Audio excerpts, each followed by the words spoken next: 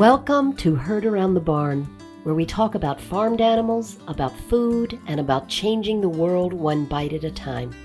I'm your host, Kathy Stevens, founder of New York's Catskill Animal Sanctuary, where hundreds of animals experience what love feels like every single day. Each Wednesday, we chat with a leader in animal rights or in plant-based health and nutrition, or an everyday hero doing their part to make the world a more compassionate place for all of us. Thanks for tuning in. And now let's get moving. If you subscribe to this podcast, chances are that you're someone who deeply desires to have an impact on the world, somebody who's driven by a vision of a kinder world, a world in which everyone, no matter their gender, age, socioeconomic status, race, religion, ethnicity, or species, can thrive.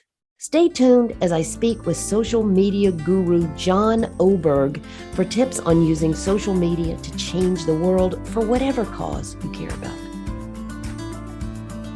So, John, we've worked together in a number of capacities, and I saw you speak at AR in 2019. I'm just thrilled that you've joined us today. Welcome. Kathy, it's a real honor to be here. My guess is that almost everyone listening has their own Instagram and Facebook page. Plenty of people probably have their own Twitter page, maybe their own TikTok, but you are a social media professional. How does what you do differ from what the rest of us do? The way that I use social media is really as my primary outreach tool to the general public to make as big of an impact as possible for animals. I got my start over a decade ago, which maybe we'll get into later, and that involved a lot of person-to-person outreach for years. And what I eventually realized is that person-to-person on the street and college campuses and so on is vital, but doing advocacy on social media is a way to amplify our voice to the next level. And it gives us an opportunity to exponentially increase our impact as advocates by educating people and inspiring people to make a big difference. And so for me, I started casually using social media, years ago when many other people started as well. I had MySpace back in the mid 2000s. I got on Facebook around 2006. And then it was, somewhere around 2010, 2011, when I was using social media a lot personally, and this is after I had gone vegan, I started realizing I could really reach people and impact people by using social media strategically. And so I started slowly over the course of a few years, kind of shifting my efforts to be really strategic with real intention. To get the most that I could out of the major platforms I was interested in and active on, which would be Facebook, Instagram, and Twitter. Okay, so let's just clarify whether you do this for animals in general or whether you do it by supporting other organizations who are doing it. So let's just say there's this hypothetical organization called Catskill Animal Sanctuary. And that hypothetically, I'm the director and maybe we're doing a great job at social media, but we really want to blow it out of the water. Would we hire you? Dig in a little more to what you do other than what you just said to support the animal causes you care about. Really good question, Kathy. And I think what I do is a little bit unique and nuanced, and it's important to figure out the different ways in which I am using social media advocacy for animals. One arm of what I do is consulting with other organizations like a hypothetical Catskill Animal Sanctuary, right, or other organizations. And what I will do is I'll work one-on-one with them or their team and discuss with them ways in which they can take their social media game to the next level and make as big of an impact as possible. The majority of my work, though, is actually just utilizing these social media platforms to make the biggest difference that I can for animals. And one arm of that is actually through education, in which I've actually recently, over the last year, released 3 online courses for animal advocacy. I would say those are the main 3 ways in which I use social media to help animals. So one, educating and working directly with organizations, individuals, groups, nonprofits, and so on to help them, to encourage them and work with them to get the most that they can out of social media. And then to use the social media platforms themselves as tools in which I get millions of views every year of my hard-hitting animal protection content. And then the third would be educating other animal advocates out there. And the primary way that I've discovered to do that is through these online courses that I've co-created with Advocacy Collaborative. Yes, and we'll talk about that later. And I'm very, very, very excited to learn about those. A lot of people are really going to be fascinated by our conversation because who doesn't want to up their social media game on behalf of whatever cause they're passionate about, cause or causes? Are there any benchmarks for those of us using, let's say, Instagram, Twitter, and Facebook? Any benchmarks to which we should be aspiring? Rather than specifically having specific numbers in mind to try and reach, whether it's percentage wise or number of followers, number of impressions or views of your content, my recommendation would really just be to have a growth mindset and to constantly be working to get more followers and to make more of an impact. And the thing that animal advocates who use social media need to remember is that more followers on their social media pages means more eyeballs on their content, which means more engagement on their content. And when people get more engagement on their content, so likes, comments, retweets, shares, and so on, that means more people seeing that content, which then in turn means more followers and more impact. And so this is a cycle. This is a cyclical thing that animal advocates need to really remember. So you really just need to have a growth mindset in general to really get the most out of social media as possible. Okay. Let's learn a little bit about your personal journey before we dig in further. You went vegan in 2009, and you write on your website that you dipped your toes in all kinds of animal advocacy waters. Can you tell us a little about your journey? Absolutely. So I grew up an animal lover in Detroit, Michigan.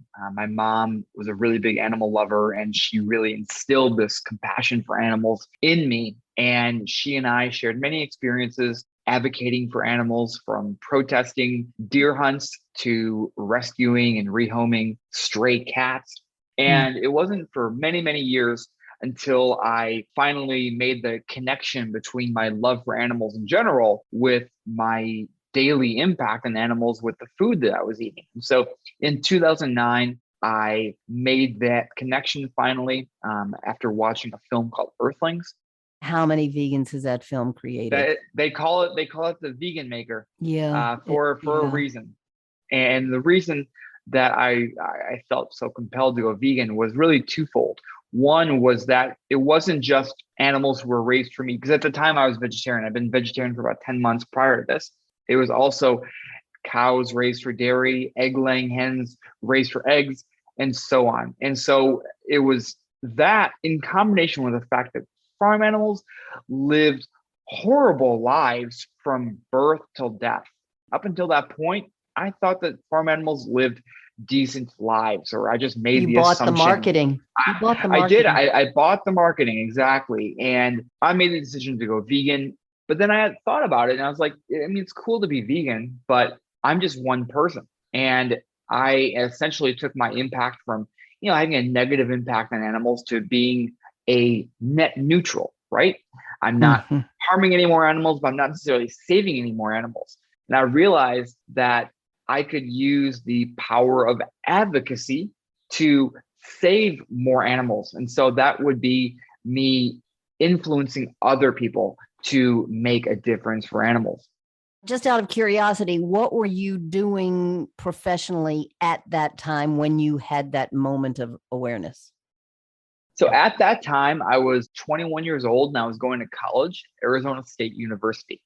And fortunately, I was at a time when I was able to kind of analyze what I was doing in life and what my future wanted to look like. So So back then, the social media landscape looked pretty different than it does today. And yet we were all using it. What was your advocacy like in those first days? And how did it size up to what other people were doing?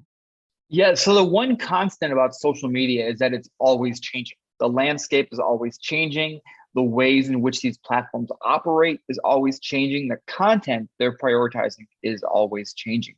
And so back then, Facebook was the major platform. I got my Twitter account in May 2009, and I think it was pretty much dormant for years. And so it wasn't for a few years that social media started to become a little more spread out. And also, it wasn't for a few years until I took my social media game more seriously. Would you say right now that Twitter is the most powerful tool for animal advocates? It's tough to say, Kathy. I would say most social media platforms provide a significant level of value and potential for animals.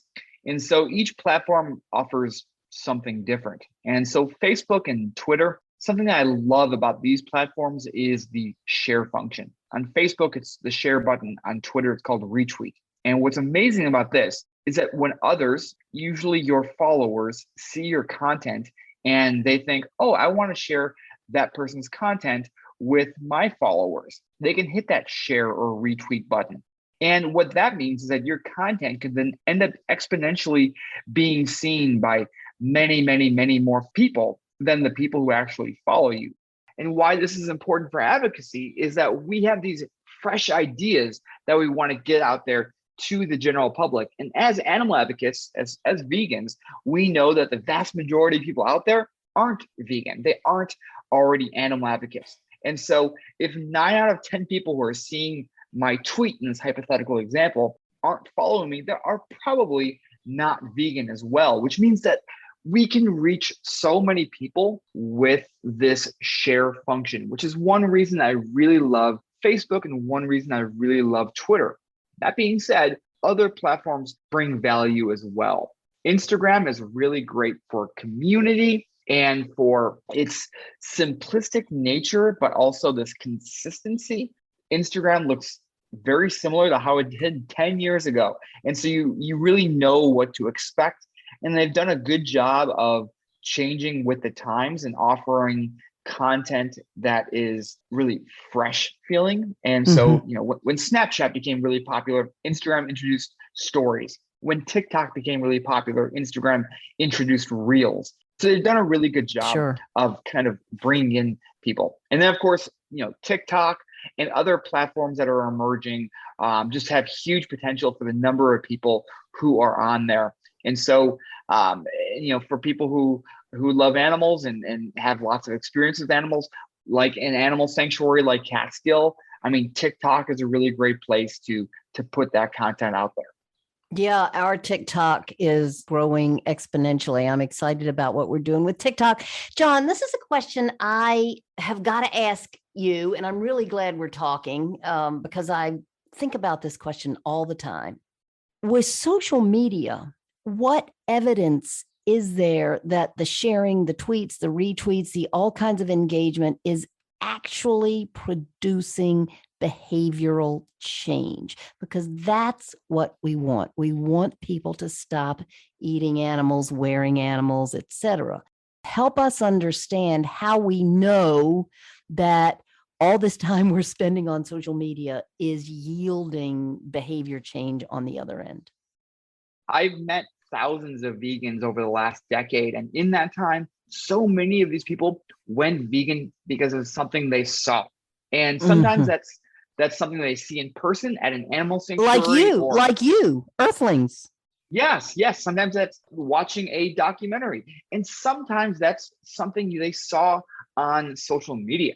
And so people really do want to change after they learn what's happening to animals. And so we really need to meet people where they are. And fortunately, although social media has so many issues, one of the great things is the fact that almost everybody is there, and that's where we can reach people. And by using social media strategically, we can really make an impact. And for anybody who says, oh, social media is such a, it's a waste of time, it's not making a difference. I mean, just ask the many, many people out there who have gone vegan, how they went vegan. And many of them will tell you that it's because of something they saw.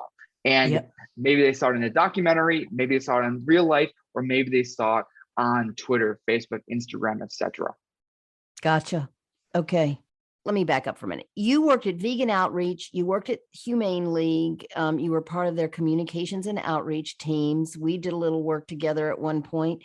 Some listeners honestly might not understand the nuances, say, between Vegan Outreach and Mercy for Animals and the Humane League and Animal Outlook, as I've mentioned, four among the leading organizations in this space. Would you say to people who are trying to learn that it's important to follow an abundance of groups if you are seeking to learn or seeking to up your own advocacy game? Yeah, for your own advocacy. I mean, there are so many great animal groups out there now. And when I got started, there were a lot fewer. But now in 2022 and beyond, there are just far, far more organizations. And many of those organizations are specialized in different types of advocacy. What I would recommend doing is looking at the groups out there and thinking about which groups speak most to you. And I would recommend going to their website and checking out their social media pages. I would recommend following a handful of groups. And then if you want to actually get involved with outreach, I would recommend volunteering. And I'd recommend volunteering at a wide variety of organizations and then seeing which kinds of advocacy and volunteering speaks to you and which you find to be also the most effective for animals. Yes, I love what you are saying. You've got to find a good fit between who you are as a human being, your emotional makeup, and the tone, not only what the organization is doing that you're following, but how they are doing it. That is fantastic advice. You've been doing this for about a decade. What trends have surprised you most in terms of how they might be moving the needle for animals? Back in the day, a decade ago, it was really easy to get content to go viral by very little effort. So, for example, it could be just a simple photo could go super viral. And so we lived in an era where their social media platforms were a bit more giving in terms of the number of people who could see your content. But over the course of time, we've really shifted towards video. Like to create a good solid reel or TikTok, for example, it takes a lot more energy and effort than maybe just creating a quick meme or posting a quick picture of an animal. But also we've entered a bit more of a space where it's pay to play. And I wouldn't necessarily recommend that animal advocates who want to use social media pay for ads. I don't pay for any ads, but the kind of reach that you could once have 7, 8, 9 years ago on a platform like Facebook, it's really difficult to replicate that in today's world where or with social media platforms are really trying to encourage you to pay and boost posts in order to get that kind of reach. And so you kind of have to change your approach accordingly. Can you talk about the impact of Twitter? You love Twitter as an advocacy tool, I know.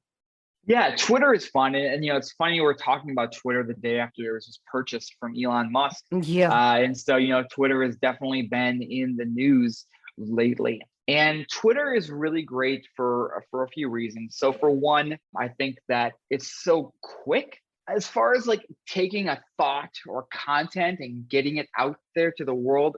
Twitter, I feel like, is just the quickest. And so for that reason, it's often the first place for breaking news and trending topics.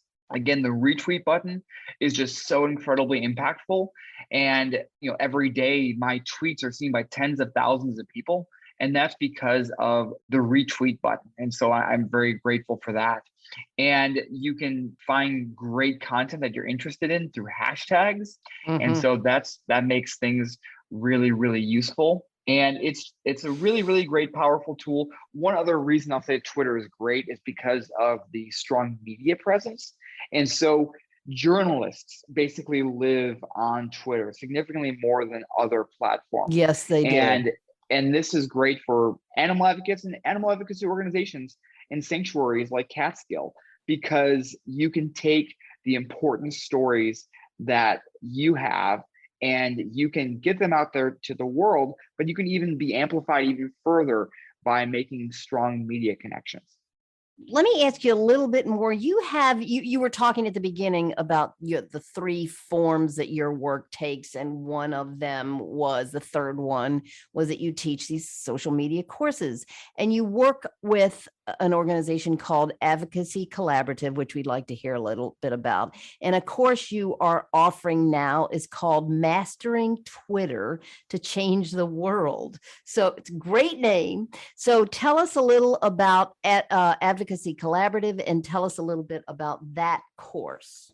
Absolutely. So Advocacy Collaborative is an organization that was founded in early 2021 by my partner, Amanda Trenchard.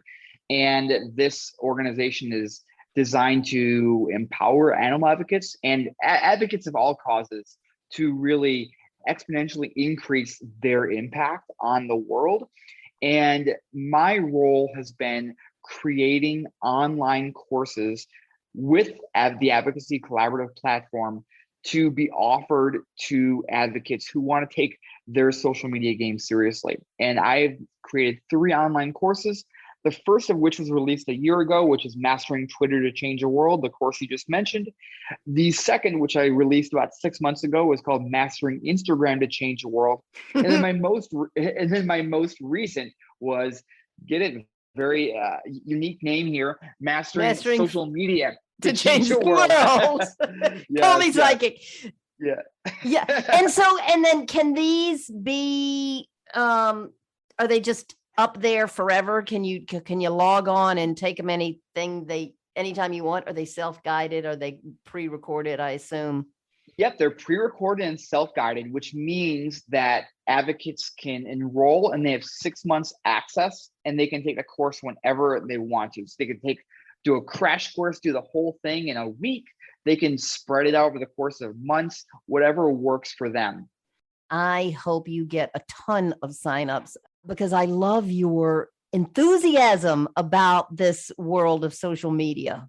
Thank you. Well, people can enroll at advocacycollab.com, which I'm sure we'll talk about at the end. And the enthusiasm I have for social media advocacy is because even though so many people are active on social media, and I know that most of your listeners here probably are active on social media, I don't think enough animal advocates really take into consideration just how much they can exponentially impact the world, even beyond their friends, family, and colleagues.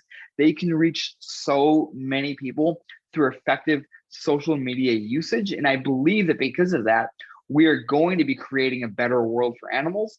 And it's absolutely within our grasp. But really, the speed of which we get to that better world for animals depends on the work that we're all doing for animals on social media and beyond. Wow, John, you make a pretty compelling argument. Let me stand up for the birds and for the non-mammals of the world.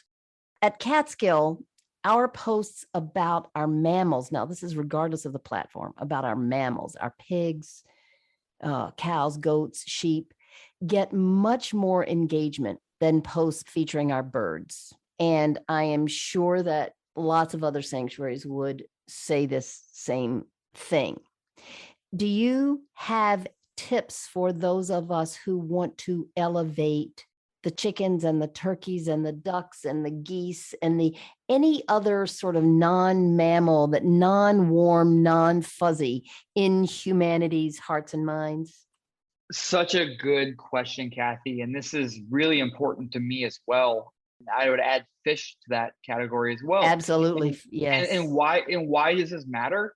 Because for one, it just animals are equal, but also because chickens and birds and fish comprise the vast majority of animals that we impact. And so just like, many of the animal advocates here focus on farm animals because that's where, 99% of animals that are abused come from, we should look even further and think, wow, well over 90% of farm animals are actually not mammals, the animals that are maybe less likely to get people to think warm and fuzzy thoughts about as much. And so for us as animal advocates, it's important to try and be their voice as much as possible. And so even though, I use much of my social media presence to advocate for all animals, including pigs, cows, goats, and so on, I really look at my social media platforms as advocacy tools for chickens and fish and other smaller animals who maybe people don't have as much of a connection with.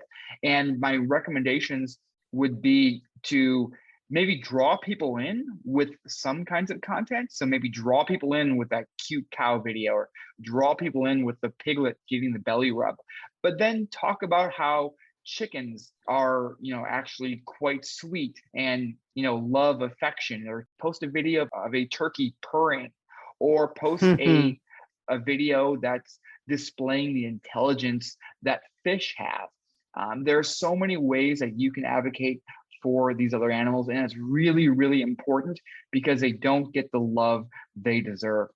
They absolutely don't. And you're right. Then they by far the vast majority of animals that we use for food. And of course, talk about fish, sea animals. We can't even count how many of those animals are taken every single year. Boggles the mind. Right.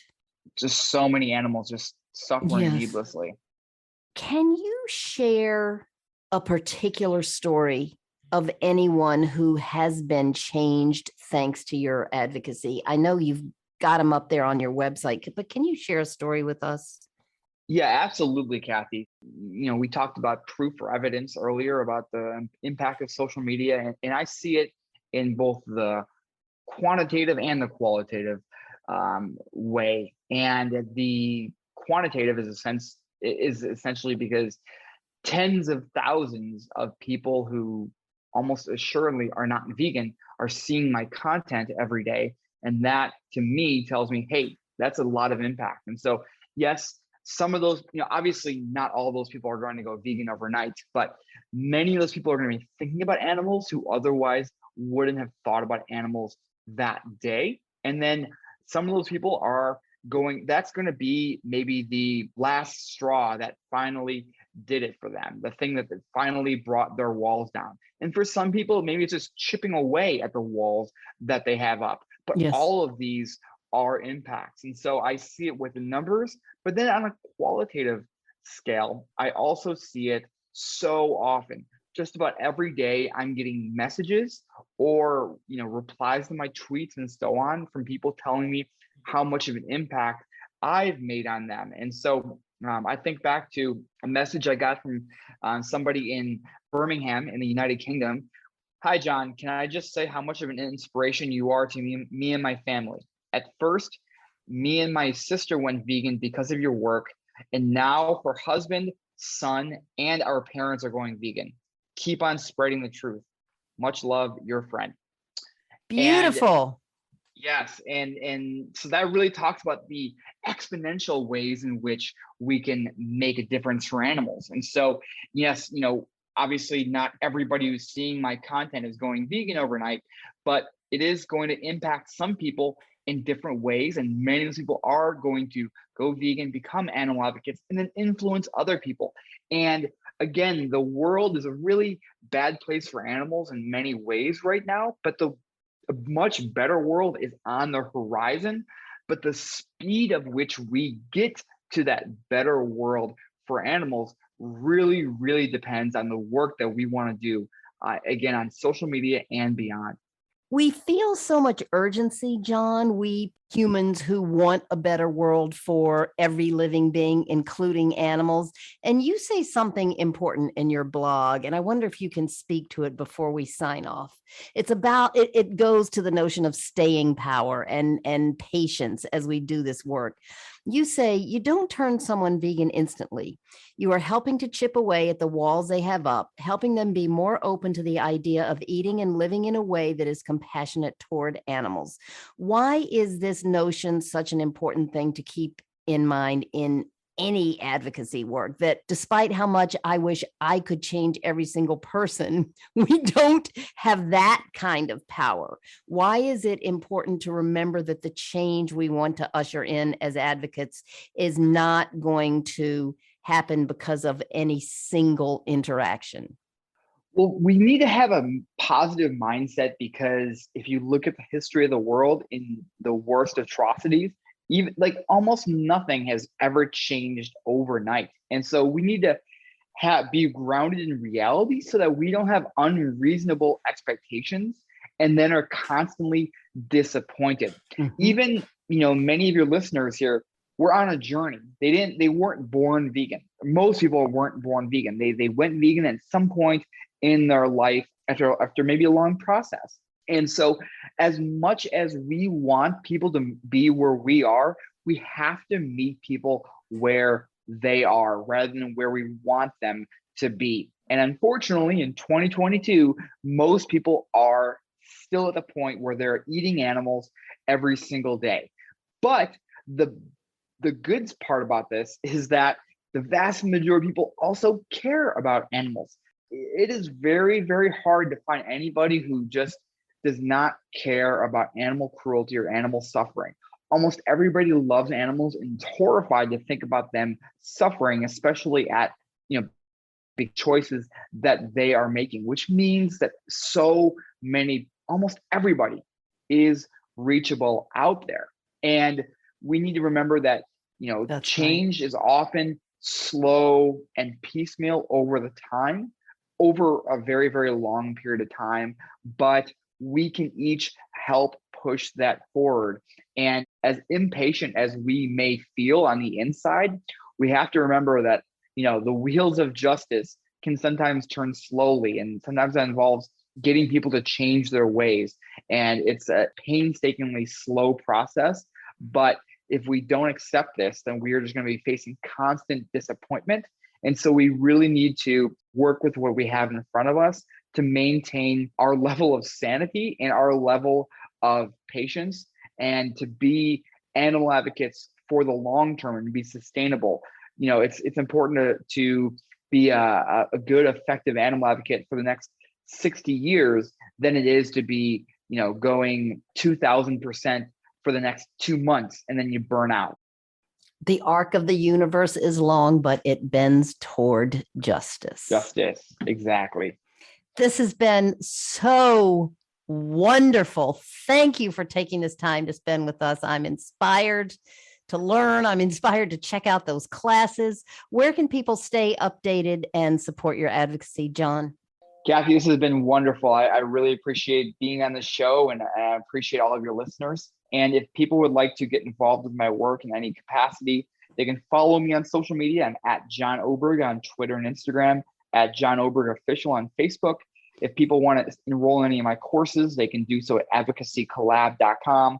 Again, the links to those courses are on my social media pages. And then lastly, if people want to donate to support my daily work for animals on social media, they can do so with my Patreon or my donor box pages. And those are also going to be on the show notes. You can go to donorbox.org/John Oberg or patreon.com/John Oberg. Keep on keeping on, John Oberg. Thanks for your time.